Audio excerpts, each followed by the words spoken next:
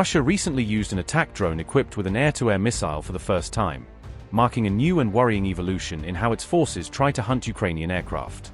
This marks a fresh escalation in Moscow's efforts to target Ukrainian helicopters and fixed-wing jets, as President Vladimir Putin's forces look for new ways to challenge Kyiv's control of the skies.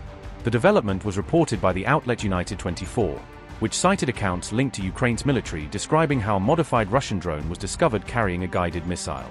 According to these reports, Russia's Geran 2 loitering munition, based on the Iranian-designed Shahed 136, was recently launched while fitted with a Soviet-era R-60 air-to-air missile. Moscow is believed to be equipping some of these drones with R-60 missiles specifically to target helicopters and low-flying tactical aircraft that patrol for and intercept incoming Shahed. The General Staff Colonel of Ukraine's armed forces said, quote, "Today, for the first time, the enemy used a Geran 2 strike UAV carrying an air-to-air guided missile, R-60. Crews and command must take this into account and implement certain measures," unquote. In this configuration, the drone was launched with a heat-seeking R-60 missile mounted beneath its wing, turning it into a crude, improvised airborne interceptor platform.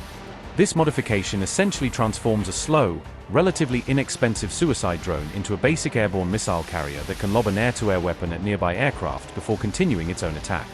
The R-60 itself is a short-range infrared-guided missile originally designed for Soviet fighter jets, and has been in service in various forms since the Cold War. Because it is heat-seeking, the R-60 can be used to hit helicopters, transport aircraft, and other slow or low-flying aerial targets that generate a clear thermal signature. Ukraine's military may now be forced to adjust flight tactics, patrol patterns, and air defense procedures, since aircraft hunting drones could themselves come under surprise missile attack.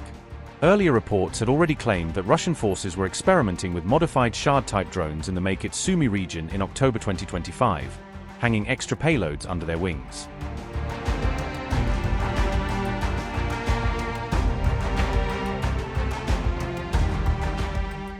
Normally, the Geran 2 or Shahed 136 is a one-way kamikaze drone with a large explosive warhead in its nose, designed to dive onto a target and detonate on impact. Ukraine maintains that these drones were originally designed and engineered in Iran, then reverse-engineered and mass-produced in Russia under the Geran brand. Both Tehran and Moscow have publicly denied engaging in any sanctions-violating drone deals since the war began, despite multiple Western investigative reports.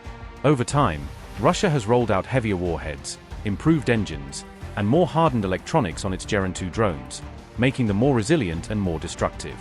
Since the start of the full-scale invasion in 2022, Russia is estimated to have launched almost 50,000 drones of various types at Ukraine, underscoring how central unmanned systems have become in this war.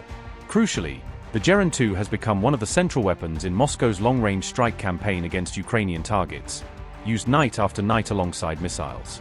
These drones are routinely directed at cities, residential buildings, and other civilian infrastructure such as power stations and warehouses, causing blackouts, fires, and civilian casualties across Ukraine.